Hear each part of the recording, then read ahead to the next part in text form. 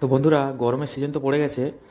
এবারে আজকে দেখাবো আপনাকে এঁচোড়ের তরকারি। দেখছেন এঁচোড়টা অল্প ভাপিয়ে জল ঝরিয়ে রেখে দেওয়া আছে। এবার দেখুন কড়াতে আলুগুলো মোটামুটি এঁচোড়ের সাইজের টুকরো করে কেটে, বা যেরকম মাংসের আলু কাটেন মুরগির মাংসে সেরকম কেটে নিয়েছি। সেগুলো তেলে ভাজা হচ্ছে, একটু লাল লাল করে ভাজা হবে। দেখুন ভাজা হয়ে গেছে, সেটাকে একটা পাত্রে সরিয়ে রাখছি। একটু লাল লাল করে ভাজা হচ্ছে। প্রায় সব আলুগুলোকেই তুলে ফেলা হয়ে গেছে। কড়ায় আবার একটু তেল দেওয়া হলো।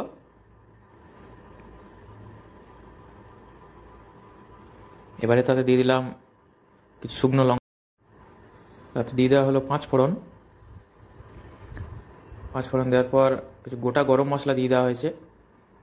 গোটা গরম মশলার পরে পেঁয়াজ কুচোনো। দেখছেন কেমন ভাজা হচ্ছে। এবারে তেলে জিনিসটাকে একটু নেড়ে চেড়ে নেওয়া হবে।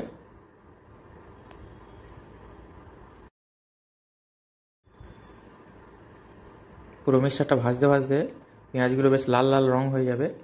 দেখুন আদা বাটা রসুন বাটা দিয়ে দেওয়া হচ্ছে, দিয়ে আবার নাড়িয়ে দেওয়া হচ্ছে।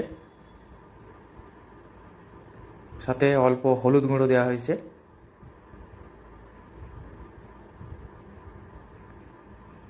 দেখছেন মিশ্রণটা কিরকম ফুটে ফুটে উঠছে, এবং যত ফুটে ফুটে উঠবে পেঁয়াজগুলো তত নরম হয়ে যাবে, গিয়ে মিশ্রণের সঙ্গে মিশে যাবে।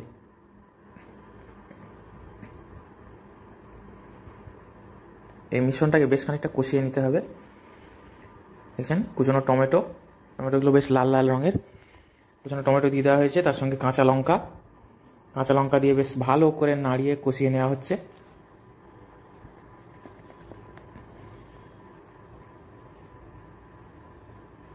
স্বাদ মতো এবং পরিমাণ মতো আপনারা কাঁচা লঙ্কাটা দেবেন। পরিমাণ মতো নুন দিয়ে দেওয়া হলো।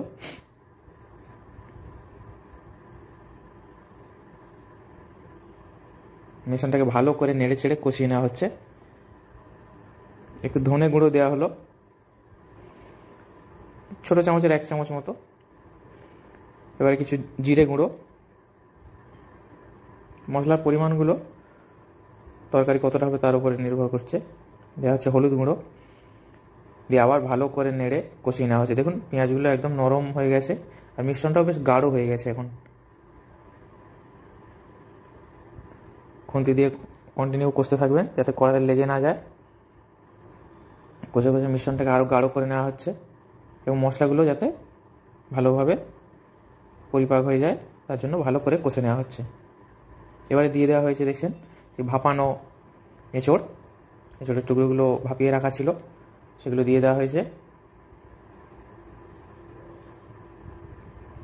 দিয়ে ভালো করে উল্টে পাল্টে সমস্ত মিক্সচারটা মিশিয়ে ফেলা হচ্ছে। দেখুন এঁচোড়ের গায়ে যে মশলাটা মাখানো ছিল সেগুলো ভালো করে লাগিয়ে দেওয়া হচ্ছে, এবং আলুও দিয়ে দেওয়া হয়েছে, এবং আরও একটু নুন দেওয়া হলো। নুনের পরিমাণটা আগে একটু কম লাগছিল, দরকার হলে মাঝে মাঝে চেখে নিতে পারেন। দেখুন তারপরে কষে নিয়ে জল দিয়ে দেওয়া হয়েছে। পরিমাণ মতো জল দেবেন। আমাদের আজকের রান্নাটা 6 জনের মাপে হচ্ছে, তো সেই অনুপাতে জল দেওয়া হয়েছে। এবারে এটাকে একটা থালা বা পাত্র চাপা দিয়ে অল্প আঁচে 20-25 মিনিট ফুটিয়ে নিন। দেখুন আমাদের তরকারি রেডি হয়ে গেছে খাওয়ার জন্য। পাতে ভাতের উপরে চলে এসছে। দেখছেন এঁচড়গুলো বেশ মাংসের পিসের মতো সিদ্ধ হয়ে গেছে, সুন্দর। আমি খাবো। দেখুন এঁচড়টা ভাঙলাম এবং টুকরোটা চিবিয়ে দেখছি, অসাম, দারুণ।